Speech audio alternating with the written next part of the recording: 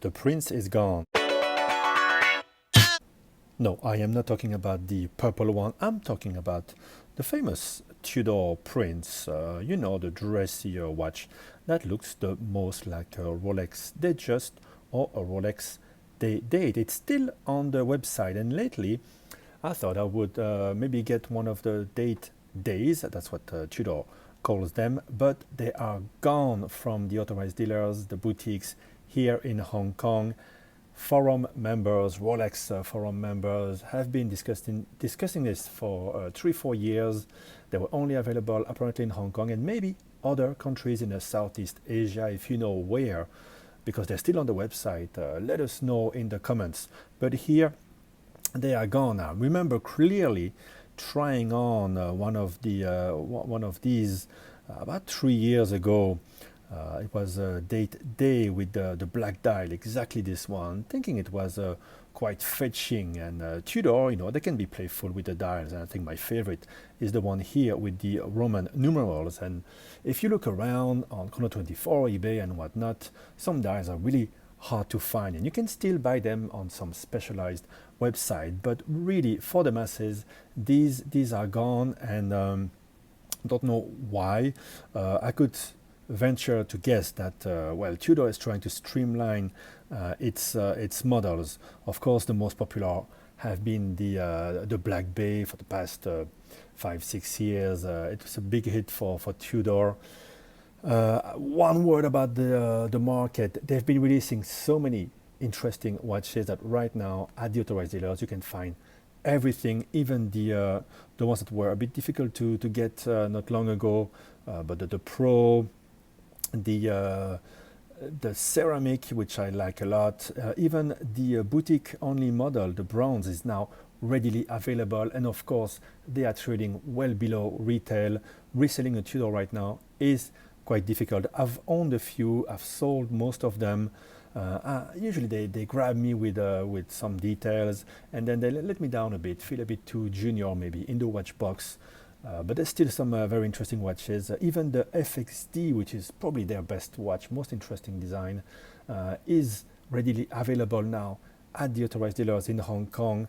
I think only the new Pelagos 39 is a bit difficult to get. That's just because they haven't really fully released it yet. But yeah, Tudor has been very popular with these. I mean, Tudor was created to look like a Rolex with a generic movement inside. They are moving lately away from that model, but of course the Black Bay is still pretty much a Rolex case, just a little bit different.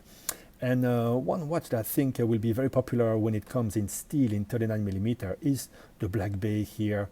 Now they have the SNG, the two-tone in all sizes. The steel one doesn't have the 39 yet, and maybe in a way this is the one with the in-house movement that is replacing the Prince and the Princess. But curiously, when you go to the authorized dealers, you have boxes full of the other dress watches, and I think the Glamour is the one that's replacing the Prince. You have the Glamour Date Day, which it's very round. It's a bit anonymous, and I don't know. Maybe they sell very much to the people who are not really aficionados of the brand, not the watch nerds. But to me, they have a lot less character, and that's the whole conundrum of Tudor. When they make something like the Prince, which looks exactly like a Rolex, they catch some flack, but at the same time, it's very popular. And now they stray away, and I don't think these must be selling all that good. And yet, they also have something called the Style, which doesn't have as much style as the Glamour. They have a ladies model called the Claire de Rose. Why not? It's quite nice.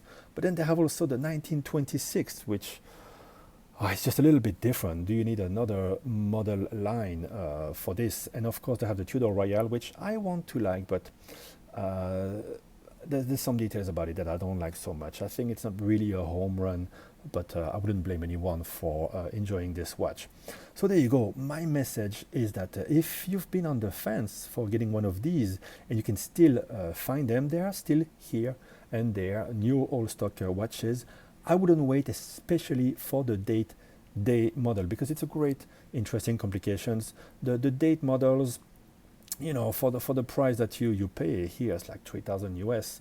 For not much more, you can get the actual Rolex Datejust vintage, which will always be more valuable, always be more interesting.